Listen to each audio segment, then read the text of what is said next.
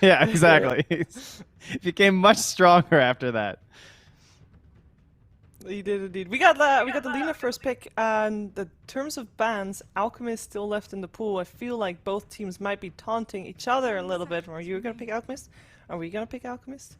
It's definitely something Tundra is thinking about right now. Is they're not sure what to go for first phase. Ah, To the okay, Brood. okay. Wanted to mention how they left the Brood. Now I think OG will just Alchemist, I think. Because the Lina is not really a mid lane hero for OG, like very unlikely. I'm sure Topson could pull it out, but it's not his go-to hero. And they want to do this 8 Alchemist with the strong support laner, like Saksa and Lina. It's one of the strongest laners, and then they'll just 18 pick the carry. They just pick 18 pick. Oh, they do the Magnus instead. Now they got the flex. But anyway, they got this lane which is literally uncounterable. Like you cannot really counter Magnus Lina. It's too strong of a lane, and they're gonna put the 18 carry, or they might just counter this Brute from mid lane with Empower. Yeah, this was probably the best off-lane duo at the major. It felt like you just couldn't do anything versus the Shockwave Skewer. No matter who you put there was going to get punished. And, I mean, you could tell that by the fact they're willing to bring it out when they know absolutely nothing about the safe lane already. So Tundra will even have their chance to respond to that. And frankly, there hasn't really seemed to be a very good answer other than, like, don't get Shockwave Skewered. Pick a ranged hero, maybe.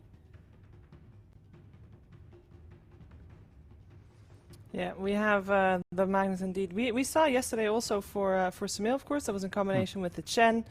That is still in the pool, and we'll see if that's going to make an appearance.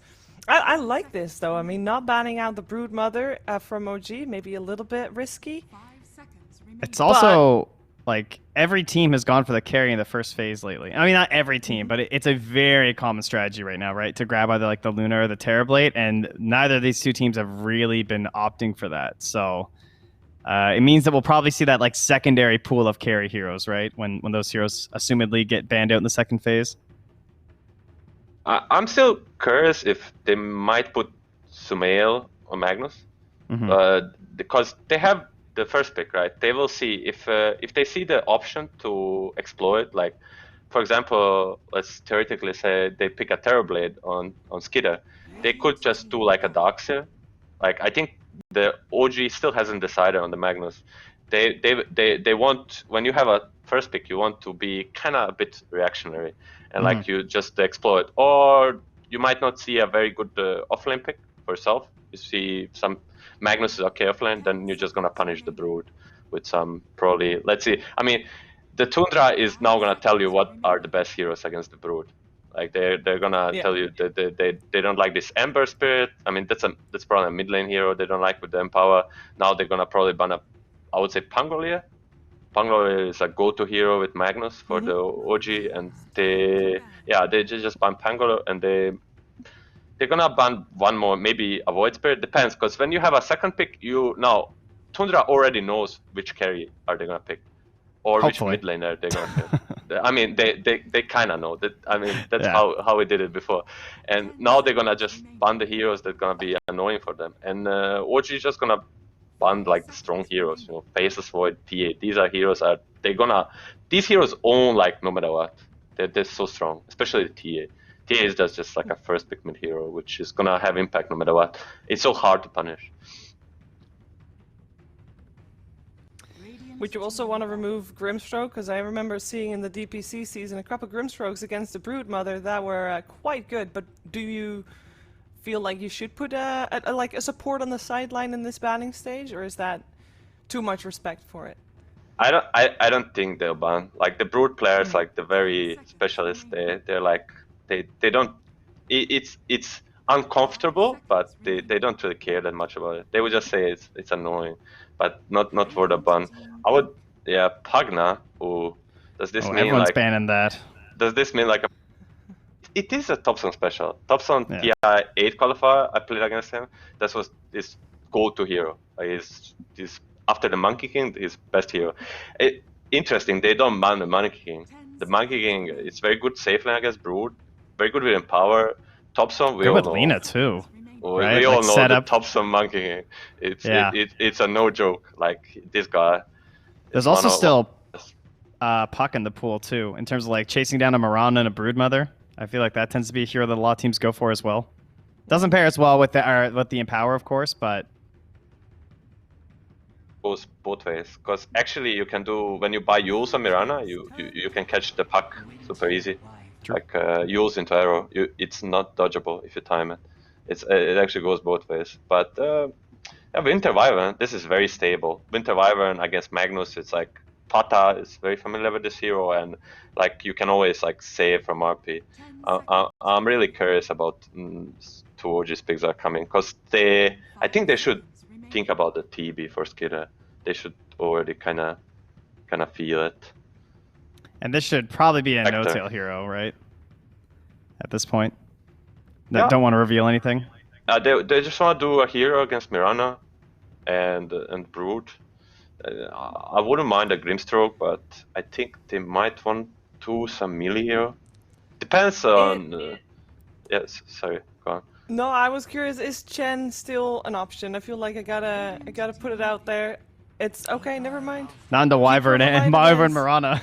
You don't pick a Chen into Mirana. It's Okay. not favorable. I mean, Keeper of the Light.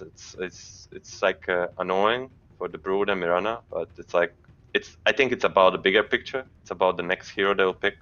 Maybe like a Tiny, or it really depends on what they pick up on Tundra now. But I think on Tundra they're looking Spectre or Terrorblade.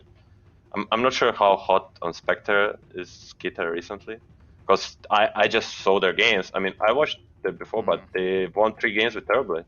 You know? I mean, if you Terrorblade here and then they PL, is that a problem though? I mean, you have Wyvern, you have Brood. I would say it's okay. like it's again. I will use uncomfortable. I wouldn't say a problem. It's just because PL Magnus is kind of. It's like you don't want to empower the PL. The PL. No. PL strength is like you don't know which one he is, and he just burns your mana. But if you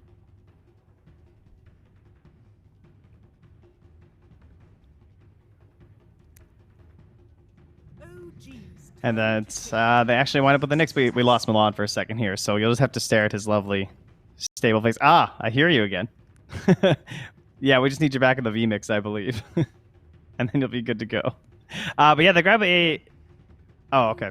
They grab the Knicks Assassins. So now this Wyvern, they've been playing that for a mid, right? In some of the qualifiers before for 9. He has messed around with that a little bit, so there's a chance for that, but we also have had like mid Miranas pop out too, so couple different possibilities here for Tundra now. For sure. Yeah. Love it.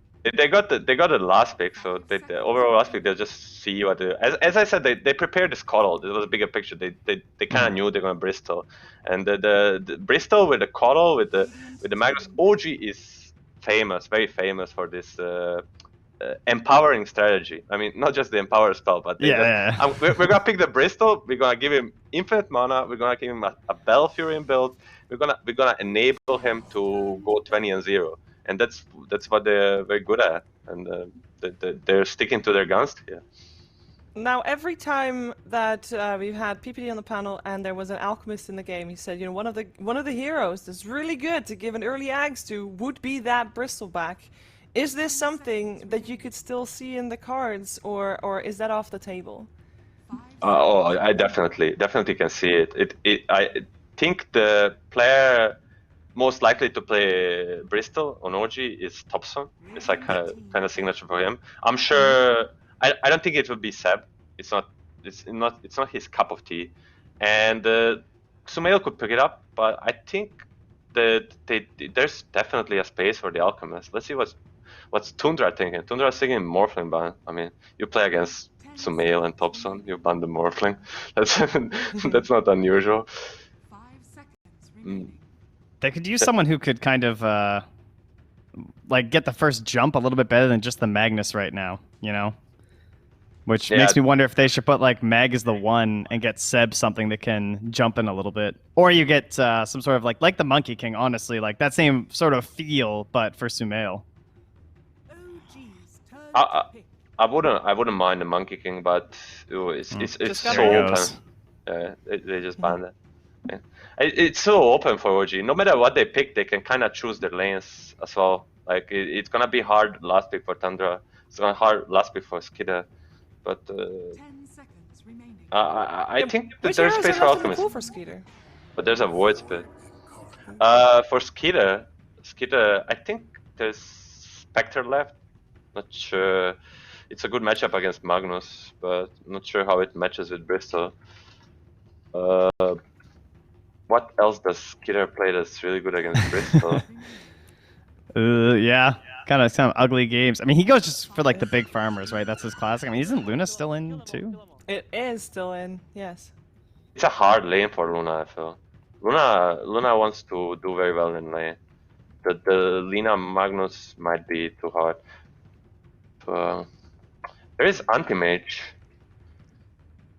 Anti-Mage is very unpicked hero now, but it's one of the Skitter's signatures. Oh, and his life stealer too. Yeah. I mean, it's That is just... RP. It's just... I feel like any hero Skitter looks, oh, there goes Luna. I want to say every hero he looks is like, oh, this lane, this Lina. This lane. Oh my god.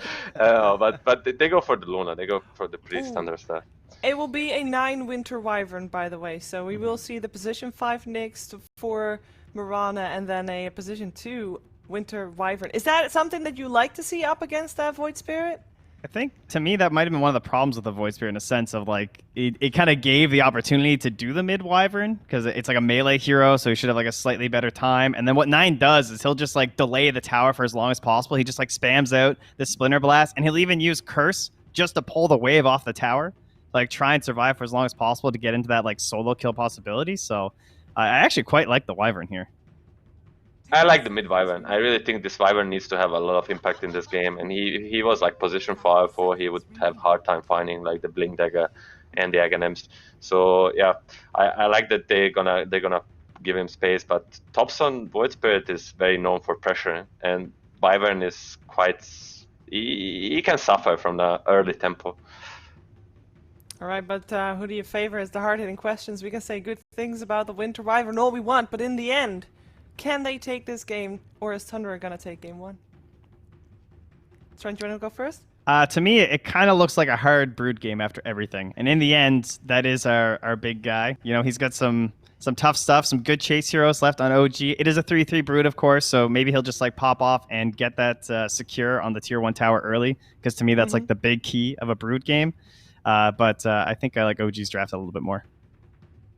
I'll go with Trent as well. I think I like the OG's composition a bit more. I think Tundra has a good draft, but like they want to slow it down a bit. But I think OG will hit their timing way faster, and they should do pretty well in all 3 lanes. And then with Empower, they should like outfarm the Tundra. Okay, well, is OG gonna take game 1, or is Tundra gonna prove my panelists wrong? We're gonna find out together with our commentary team, OD Pixel and AUI. Thank you very much, Shiva, and yes, welcome everybody to Game 1 of Tundra versus OG. Owie, we've had the drafts, we're ready to kick it off. What's sort of your initial feelings looking at the 2 lineups we've got from these 2 teams coming into this first match? I think there was a lot of prep that went into this match. We can see OG clearly knew that Tundra were going to early pick this Broodmother, and all 3 of their cores, and even to a somewhat lesser degree their supports, can deal with Brood Spiders. In the last time we saw 3-3 get his hands on a Broodmother, he was against a Luna lane versus Team Liquid, and he kicked the Luna lane and took the enemy safe lane tower and mid tower, and it's just a super high impact Skitter though. He's looking a little... Oh, I tell you what, a beautiful remnant here from Thompson here, going with the level 1 point. Do they actually have to follow up? They don't. Skeeter's going to be fine. So, I mean, it was a lovely little catch there, but maybe one that will actually hurt him in the lane now, as he will have to start off that matchup mid with the first point in Remnant. 30 seconds. Yeah, Luna just a little bit too tanky. 9 armor when you're in your tier 1 tower. He's just going to sit at his tier 2 for the regen and just be pretty much full. Oh, they're remnanting in here too. They are. Thompson just throwing remnants all over the shop, trying to find a bit of a catch, but hey, this might actually end up turning around on himself as the arrow's in. Thompson is falling pretty low. If they got enough damage with the Splinter Blast, they do. They'll get that first blood, Tundra. They'll lose fodder for it. But Thompson, the first one to die here in this first match, as he's going to have to turn up to the lane. I say with a bit of an awkward skill here at the level 1. Not working out for them there, OG. That means that Thompson's gonna miss his mid block, which is a pretty big deal versus Winter Wyvern. Winter Wyvern's extremely low damage and sort of poor animation, so you want to really dominate him on the first waves. Yeah. And in sort of terms of the mid-Winter Wyvern, I mean, does it excite you, this match? Can you see why Tundra wanted to sort of amp up its priority in Heroes and get 9 playing it in the core role? Yeah, I think so, for sure. I think a lot of it is what Milan said. It's that Winter Wyvern needs a lot of items this game in order to play Dota, and if you do get to the Aghanim Scepter, it's incredibly good at kiting the OG lineups. It's pretty much only Thompson who can jump Winter Wyvern this game, and just percent damage versus these tanky Bristlebacks and Magnuses is always good. I also watched a pub recently where 9 played mid Wyvern against Thompson's Puck, and 9 actually solo killed Thompson 1 or 2 times with the level 6.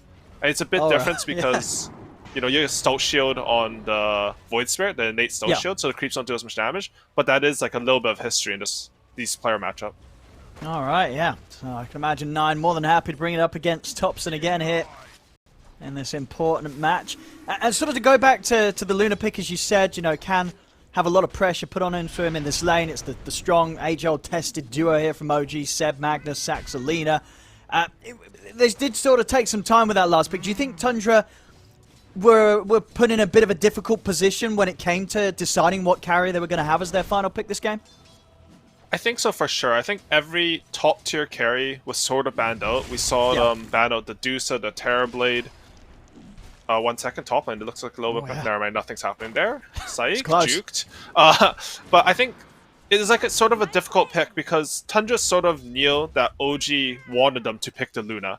But at the same time, I think they're very comfortable playing Luna, so it's not like they were unhappy with this pick in the end. No, there's still sort of timings that are able to be a hit. We'll see. Fodder, he'll turn onto him. Light strike down as well as the skewer. This will get him in position for Sub to get a good few hits in. But he's still tanky enough to walk it off with the stick charges. Fodder will be fine. Looking at some of the CS so far in the matchups. What have we got? Mid 11 for 2 against the 11 for 0. Pretty much even here between 9 and Thompson. On the top lane, 33. A little slower start when it comes to hitting the creeps, but same to be said for Sumail, really. They're pretty close. Nobody getting zoned out completely of the laning stage, all in all.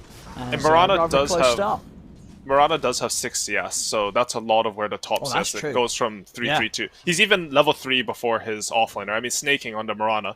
We saw in his Liquid match. He's a real core. Yes. You know, when that sort of goal goes to snaking early on when he's on his Marana, you know it's going to a good place. Bot lane though, they caught Skitter. Let's see if they've got enough for him. Skewer back, not quite able to get him underneath the tower, but still hitting him pretty hard. I say that though, Saxa, he might be the one to fall here. One more hit, not enough. Saxa's able to get round the tree line. Saxa won't go down, but neither will Skeeter. Skeeter able to step back in time. OG, even with the grab of the skewer, not quite able to set up for enough damages. Nobody ends up going down. And neither side with a solve, so it's going to be a little bit of a weird situation in the lane. Fada's going to pull all his tangles to Skitter, but you can't heal him right back up there. I also want to mention that both the OG supports have also gone for a Basti Ring first item on the side lanes. I think it's... like, OG, they've always been a team that thinks about the macro plays, like the long-term results, and Basti Ring is definitely an item for that. Look at this top end, this aggression from 33. He just tears Sumail apart. Look at the arrow connection onto No-Tail. Once No-Tail's able to get away, he's into the trees. Snake, he's going to have a leap in a second, but No-Tail already with the south popping. Snaking will at least be able to cancel a good amount of that healing.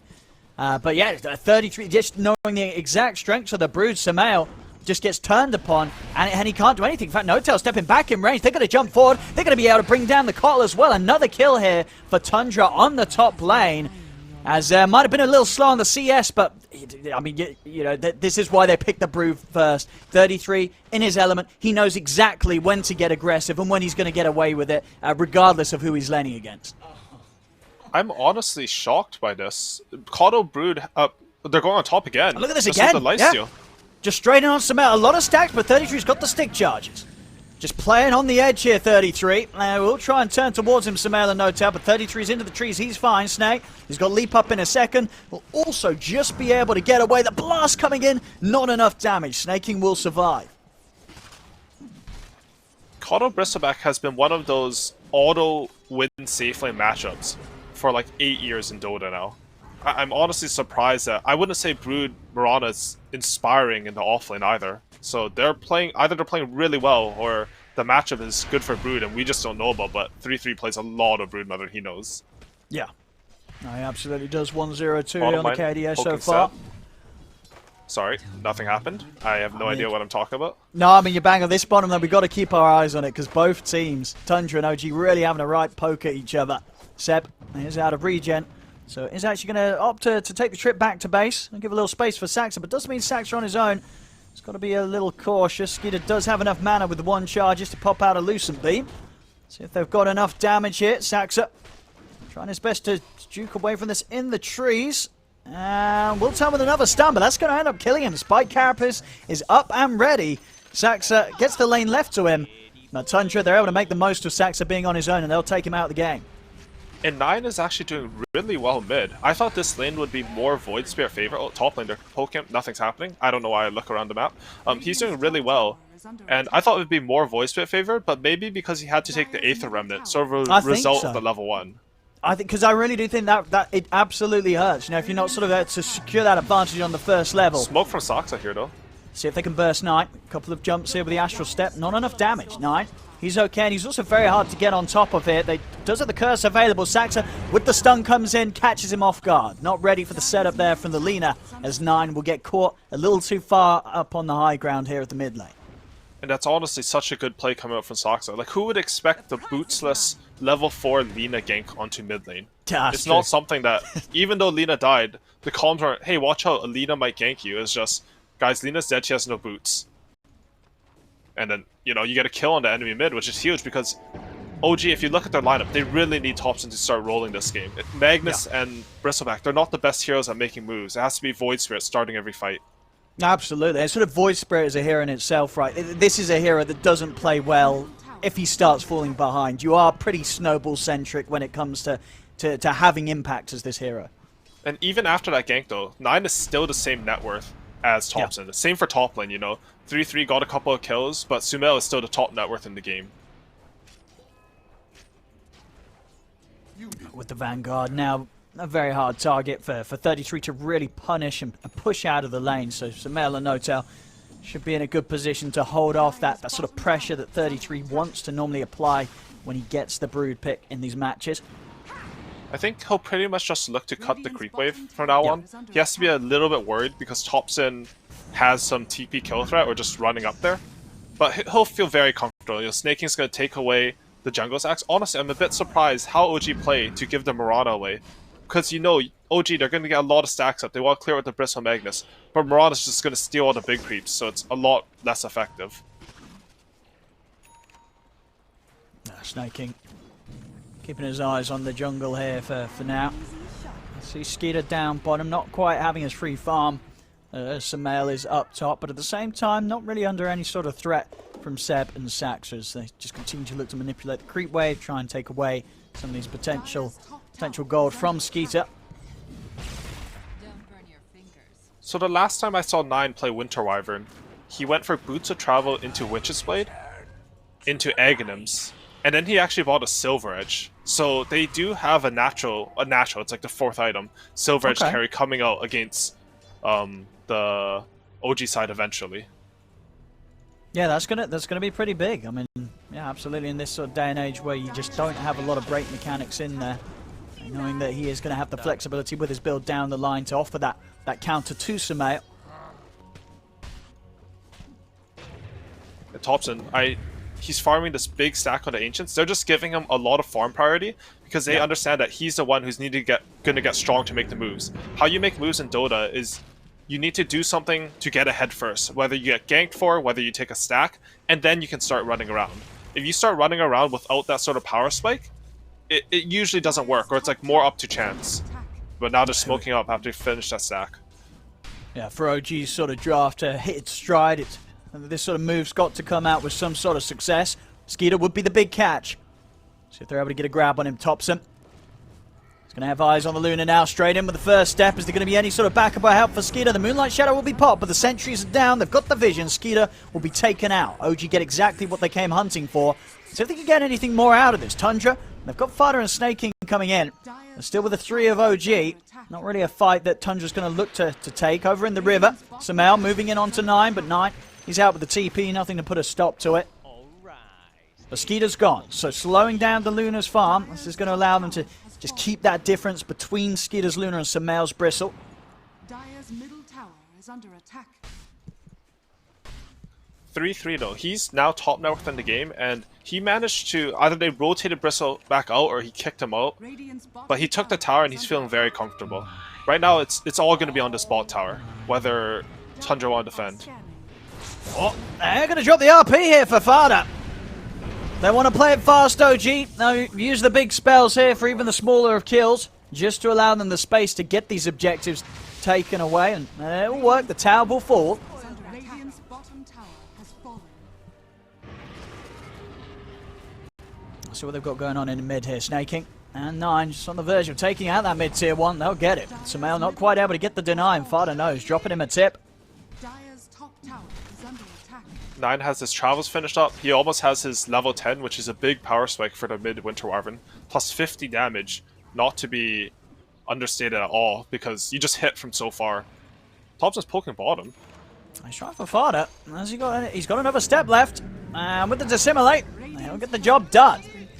That's coming in pretty deep for this 9. He's not going to be able to get a catch on Thompson though. They're usually able to step back into the tree line before there's any catch.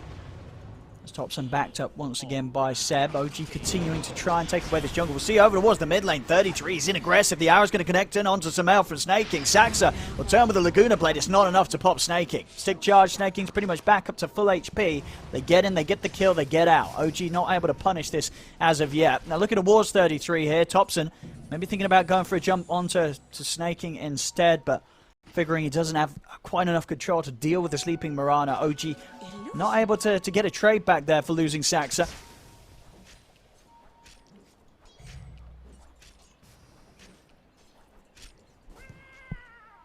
6 for 5, still close in this early game. I mean, do you feel both teams are happy with this early outcome, or do you think one of the teams is feeling a bit more pressure considering what they need to maybe achieve, time-wise with the draft they have? To be honest, I think Tundra are the ones who are feeling a bit more happy. I would feel like if you have a Bristleback, Magnus, and Void Spirit core, you would want to put a bit more pressure. I didn't really see Sumail get any of these really huge Ancient stacks I would expect from OG's play first Enigma yesterday. Meanwhile, Luna, even though she had a bit of a rough game, she did get a triple sack on Ancient. She is catching up. And... Seb? 1 second here. They've found the setup. They're going to drop the curse. Thompson and Sumail are heading over. Seb will be able to get the skewer off, but the damage is done. Snake King with the Starstorm takes him out. Thompson jumping straight over to Skeeter, but the corner brace comes in place. Doesn't matter. Magic damage from the Dissimilate bursts the Luna. As Sumail and Thompson, they'll look to continue to try and chase down for more. Moonlight Shadow's popped. Do either the cores have detection on the front lines? They don't. So the Moonlight Shadow will allow them the safety. Snake King 9 to get away from them. But a big hit back there from OG again. Shutting down Skeeter. Skeeter just getting caught in the action that OG are consistently trying to bring over onto Tundra's half of the map. And honestly, a bit of a weird TP coming from Skitter there. I feel like he's in the position where all he needs to do this game is sort of catch up. He had the hard lane. His other lanes are doing very well. He doesn't need to come to these weird fights where he might die. Certainly missing out on some of the timings that he wants to be going for when he gets this Luna pick. They're looking for 33. He's up on the cliff. See if they can find him. They can't. Fada's able to hold back Seb with the stun. Sumail still looking to try and charge in. Thompson ready to swing him from the side. So if they dive in on this, 9 has got the curse up in 20 seconds. It's not going to be soon enough to save Fada. Sumail straight in on top of the Nyx Assassin. Take down 1. Not going to quite be able to get the catch on anyone else here. Skeeter farming pretty aggressively here on the mid. Feeling confident with a lot of OGs showing their faces over on the top half. 9 setting up for getting set up on here. See Thompson. Has he got enough? Is 9 going to be forced to use the ult to hold him back? And even if he does, TP's still on cooldown. We'll use the curse to buy him a bit of time, and it will be enough to save him. Curse is forced out, but does mean 9 gets out alive. Radiant's middle tower is under attack. So right now, OG, they're looking a little bit at what timings they have. I think they felt really strong whenever they had, you know, the double Vanguard or Magnus Bristleback. Well, they're looking to go on some male mid here, though. I see if they've got the damage for it. Bringing in the whole crew. Samael is trying to turn and charge out of there, but they've got enough. With the Eclipse coming pounding down onto the Bristleback, they'll take out Samael. Not enough that the rest of OG, No-Tail and Sax are sitting behind could do to bail Samael out of that. When Tundra, they're bringing absolutely everything here, making sure that they don't lose any more of these early towers to the aggression of OG, and so far certainly working. 15 minutes in against the high-tempo lineup of OG, they've only lost the one tier 1 bottom, holding on to this mid lane. And you can see 3-3. Instead of taking the safe farm at top, he's really positioned himself where OG want to be instead. He's just sort of forming a wall because he's going these tanky items. He has drums, good synergy with the Luna Aura, and a hood. He's very hard to kill right now. That allows Luna and Winter Wyvern to both take better farm on the map. I also want to say that last play, I think it was a really good read by Tundra, because even though Thompson was able to force out Curse Bottom, they knew that he used his teleport scroll to do so. That read on the map, where Thompson can no longer get to mid, means that you can outnumber your opponent. Bristleback did a lot of damage and took a long time to die there, but if you can't get Void Spirit there, it's never going to be a fight for OG. No, yeah, you need Thompson to be that aggression, to get in, get damage done, whilst Tundra's focusing all their attention onto bringing down Samael. As of course going for the very Thompson-esque build, the Echo Saber straight into the death zone, making sure that he will have that physical damage to carry. It's top. The setup onto Seb. Fada with the opening, snaking with the follow-up. Seb is pretty tanky, not tanky enough to withstand the damage from these three. 9 coming in as well with a bit of extra firepower. And straight away, TP's over to the mid lane. Thompson starts to step in aggressively. And by the time he's underneath the tower, Tundra here, OG again having to back off. Tundra just continue to find these opportunities to make plays out on the map, but still get back and still bring together the defense in time. Ooh, I like this from Thompson. He's gone for the Orba, Corrosion, Echo Saber, and then he's going into the Desolator. So he's identified that they really need to burst down Tundra's heroes. Even into a Winter Wyvern heal, you need to jump them, and they have all physical damage on the other core. So he's sort of doubling down, sort of empowering how much damage. That's something OG has always done, right? The damage reduction stacking, the amplification of carry, and in this case, it's like just amplifying your cores by minusing armor on the enemy team. Oh, absolutely. Yeah, these quill sprays are going to hit incredibly hard. As mid lane, OG, they'll finally get away with the tower. Tundra not able to hold on to it any longer, as the brute force from OG finally pays off. Thompson continuing to push in, the rest of OG hiding in the back with the smoke. Blink RP ready on Seb to start the action on Tafada. Going to proc the return damage here from the Spike Carapace as they hold back. They want to look for something bigger to jump on, but Tundra, they're not showing any of the other cores here around the mid. Thompson, he'll go back in on Tafada. He has the Vendetta at the ready. Thompson's still not quite able to fully catch and kill the Nyx Assassin. OG, they still want action. Samael, Seb, postured aggressively, and they're in! The RP's there, straight in, gets the spider, the babies, everything. As far as down, so's the babies, and so's the mama by the looks of it. It's 33 trying to run down the cliff, but he's back in range of the damage from Thompson. Curse comes out from 9. Tundra, can they turn it around? Arrow follow-up, straight down onto the Void Spirit. Thompson and Seb, they are dead. Samael running in on snaking, but another leap over the cliff line will get him away. No-Tail's got a blast coming in. It's not enough damage. Snaking will live. Now, OG, they make an aggressive move there with Seb. They get 2 kills, a lot of baby spiders, but they lose both Seb and Thompson for that. Not a trade that they'll be too happy with it, and a lot of money as well. That streak of Thompson ended. 9 picks up a nice tasty bonus of 600 gold. Ooh, and Tundra, they got the best item for Winter Wyvern here. They got the Grove Bow. We can already see in that last fight. He got the curse off on Thompson, and he 100 to 0'd him alone. It's just one hit from the keel with the Witch's Blade, the curse, one ally hitting. You kill anyone. This Winter Wyvern, as soon as he gets his Aghanims, I think he'll be this huge menace on the map for OG. But OG, they understand this. They don't want to let Tundra get too far ahead. They're going for a Roshan here. Yeah. 25 seconds until Curse is back up. OG, they want to get this done before that threat's back in the game. 33 is going to start poking from the side. Could look for a steal here. OG's got to be careful of how quickly they pick the items up. As you know, Tundra's going to look to maybe get in on this snake. He'll drop in an arrow, but he doesn't want to commit with his body. He'll stay outside. OG get the space to finish Roche. Aegis now ready on Thompson. So now it's definitely going to be harder to deal with when it comes to utilizing these ults to burst the cores, especially Thompson. Thompson's going to have a chance to play out the fight with a second life. And Thompson, he's changed his read on this game. He understood after that last fight that I need to jump this Winter Wyvern. So he's gone for the BKB. He's getting jumped here, though. And they're going to be able to quickly take that Aegis out of his hands. And pretty much as soon as it's picked up, it's gone. That's the Aegis out of the game. Turner was Fada, big Laguna coming in before Fada can even get the chance to do anything in return. So they'll delete the Nyx Assassin and they'll start to try and swing around on the top. In fact, Thompson, he's getting incredibly aggressively onto Snaking, but Snaking managing to jump out of the combo in time. See if they can finish off Notel as Knight. He certainly can by the looks of it. The damage, the reach, the range here with the Grove Bow. There's no escape from the core Wyvern as Notel will slowly and frostily burn. That Aegis pickup, I think it might be the most influential part of the game for Tundra. Because if they have Aegis, they had Aghanims on Bristleback, they had an Aegis on Void Spirit, they could have completely taken over the map. The fact that they don't have Aegis is a huge swing in Tundra's favor. So Thompson. Bit of a poke on a 33 Fada. They'll find the opening stun. Arrow for Snaking. Beautifully lined up, but they got the damage to take Thompson out before he could jump away. They do. That's Thompson gone. Nine's coming in with the wraparound from the side. Seb's trying to TP out. The damage, it's too much though. Seb down as well. Eclipse ready to go. Skeeter turns. They've taken down all three cores here, Tundra. As Fada starts off the fight perfectly, catching Thompson in the trees with the opening stun. And OG, they fall apart entirely there. Three cores gone. Tundra, as you say, you know, a bit of a slowdown to the momentum that they could potentially have, not getting that Roshan and that Aegis. But OG quickly losing the Aegis up top, and then subsequently taking a horrific team fight there. Three heroes just dead and gone. Tundra hitting hard.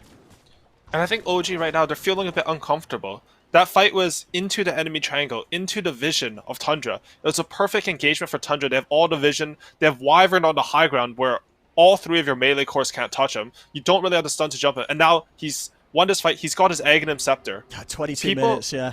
You know, people don't see this Winter Wyvern core much. But Aghanim Scepter got one of the biggest buffs last patch. Now it gives you 25% move speed. It has great synergy with his booster travel. He's going to be zooming around and untouchable, constantly applying the slow, the percent damage and debuff as it refreshes with the Aghanims. And I don't know how Bristleback or Magnus really walk into fights. They have to kill Winter Wyvern in order to take any sort of engagement against Tundra. Yeah, I mean, and that's all on Thompson, right? He's the agile hero that can look to make those jumps to get to the back lines. They're coming in with a Moonlight Shadow. They're prepared with the walls, but straight away the curse from 9 comes out. Holds back the offensive here from Thompson. And Seb, they'll still look to get the jump in with the RP. Only going to catch Snaking, though. 9 able to step out to the side in time. Whilst the curse doesn't find anything, neither, of course, does the RP. A couple of ults from both sides. Not achieving much more than a kill on Snaking. 9 still, in fact, hovering around here. He's got Fada with the setup. Spike Carapace catching Seb off guard here as the cleave gets reflected, and Seb, damage. He's gone. It's too much here. 9 slowly beating down upon him from pretty much an entire screen away there with the reach that this Wyvern has. So that's a 2000 HP hero of Vanguard. And Winter Wyvern, he killed him in like 3 seconds. Like his entire, like the last bit is slower, but he just does so much damage right now. And it's not even just, he has a Broodmother to frontline for him, a Potter multi to sort of hide him away, and as I said earlier, he is going for that Silver's Edge. He's ready to go again. As well. Yep, Saxa getting caught out by Fada. I'll tell you what, they're certainly having struggles with this Nyx Assassin. I mean, sure, Fada's died quite a few times, but a lot of the kills that Tundra's been getting here has been Fada just setting up things, and OG getting caught time and time again off guard by Fada's positioning. A lot of his deaths is just playing Nyx Assassin. Every time you see a Nyx, he'll always have double digits death, but the impact of this hero has always been so high in all these qualifiers. They smoke up on OG though. They're tired of this little bug. They want Fada. They really do. They start to lead in onto him. Snakey's going to draw their attention away from it.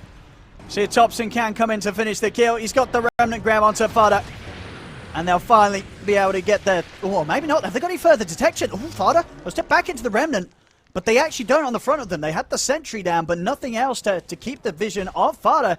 Fada's able to walk away there. They pretty much have 4 members of OG up here trying to get a kill, get a catch onto Tundra. They don't get anything at all as Tundra continue to get away with being more efficient across the map. Skeeter now getting huge amounts of space down bottom after a bit of a rough start. A couple of fights that he turned up to a little too early. His game's completely recovered, sitting solidly at the top of the net worth now, taking over that top spot from Samael.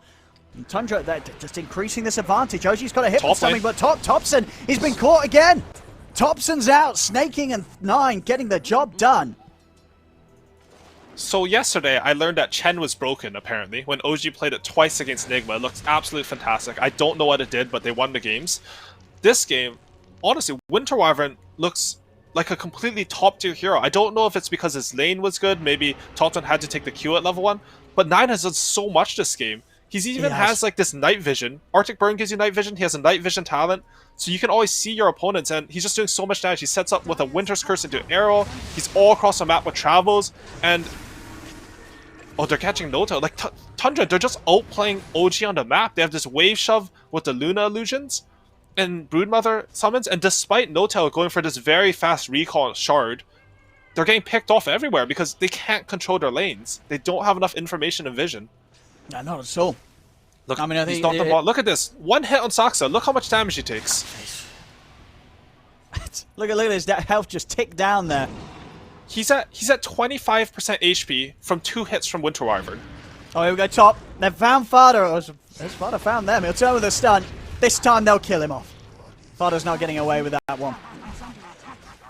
Good punish by OG there. I mean, most of Fada's deaths have been for the boys, but if you show a lot of heroes bottom, you probably can't push forward in the enemy jungle like that. He does scout out the enemy ward. Looking for snare as well, but not quite enough. And now nine's up here.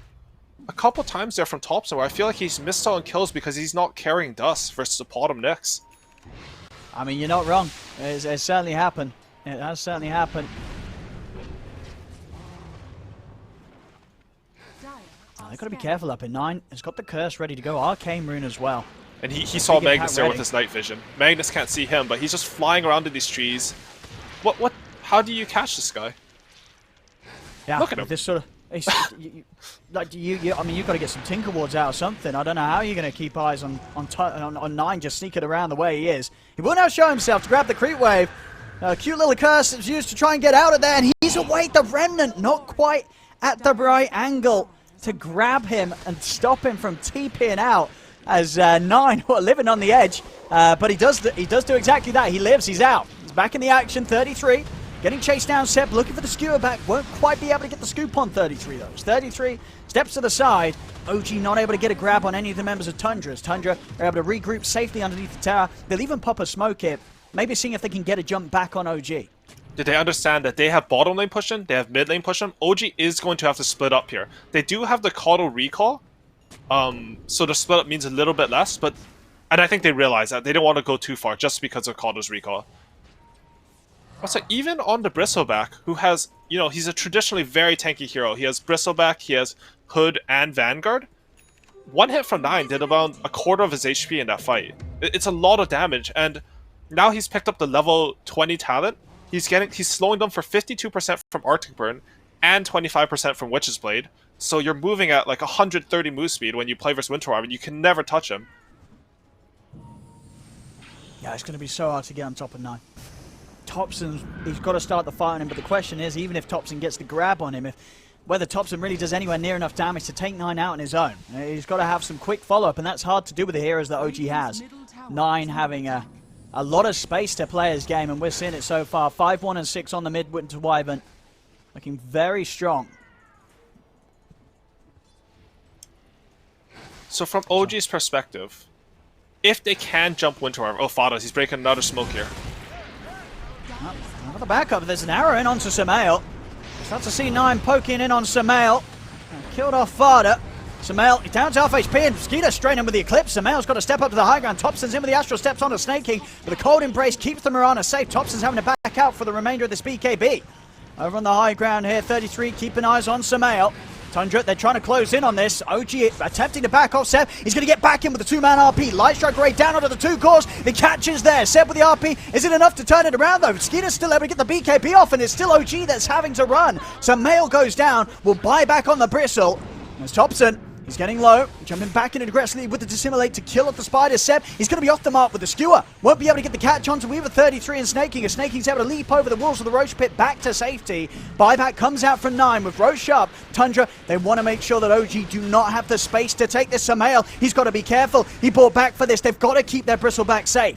It's already with the hits of the Arctic Burn. Samael down to half HP. The curse comes out to hold them back, giving them the space to focus on towards Thompson. Thompson with the Stimulate jumps over to the side, but the Lucid Beam comes out. Thompson goes down. There'll be a buyback here from No Tail. Seb's out. Seb's got a buyback as well. It's a triple kill from 9. The damage from this Wyvern is too much for OG. Samael trying to run. The stun's there from Fada. Samael will fall. That's a dieback on the Bristle. Out of the game for nearly 2 minutes. OG will be able to clean up 33 and Fada in return. But they've got the buybacks. OG's 2 cores, Thompson and Samael, they do not. Tundra's back in with 5. OG's only got 3 to play with. Look at 9. He's chasing down Seb. Oh yeah, they just cannot get anywhere close to this Wyvern. Seb, screwing out back to safety. Snaking, chasing them back to their base. Giving all the space that Tundra needs to be able to step into this pit and claim this big second Roshan for themselves, get themselves the Aegis, Cheese, and Shard, with OG unable to do anything about it. So 9 bought back, and I think that means they're going to give him the Aegis. But I actually think Luna should take this Aegis anyways. Okay, so they do give it to Luna, because I think Luna's the one who's going to hit the high ground. 9, because he used that buyback, it just means he has to play a little bit more safe. Last fight, we saw this amazing RP come up from Seb. It caught both the 1 position and 2 position of Tundra out, but it just wasn't enough. 9 popped that buyback, and then there's nothing left to jump him. Thompson died, the RP was expended, and I don't know how much damage he did during that fight, but it had to be like in the mid-thousands. So what the move's going to be from Tundra now. They've got the just ready to go. Skeeter very close also to the Satanic mid. Thompson's been caught out. He's straight in and he's gone. He's out of the game. No buyback on Thompson. Once again, just being caught out by these stuns from Tundra, Snaking and Fada each and every time. Making Thompson have a pretty rough one here. Another death on the Void Spirit, and that will give Tundra the space to take a fair few of these tier 2s, if not all of them, away from OG. But OG, they sort of also identified the problem in their team fight. You can see Seb, he's gone for an unusual item in the Aether Lens. He actually does this a lot in pubs, but you don't see it much from other Magnus players. He just wants to play solely for the Skewer. That extra 250 range, 225 range, getting them into your tier 4s and taking the best fight that you can. What? Skeeter! Skeeter! My goodness, nearly being able to 100 to 0 him, but not quite able to do so. 9 just comes in for the sidelines, curse it down, catches No Tail, catches Saxa. That's the 2 supports out, no buybacks available. Sure, they brought down Skeeter once, but this was part of the plan for Tundra. It's why they gave him the Aegis. He's able to frontline it in, head over towards Samael. It's 4 dead. Samael just getting absolutely hammered down by the Eclipse and the damage from 9.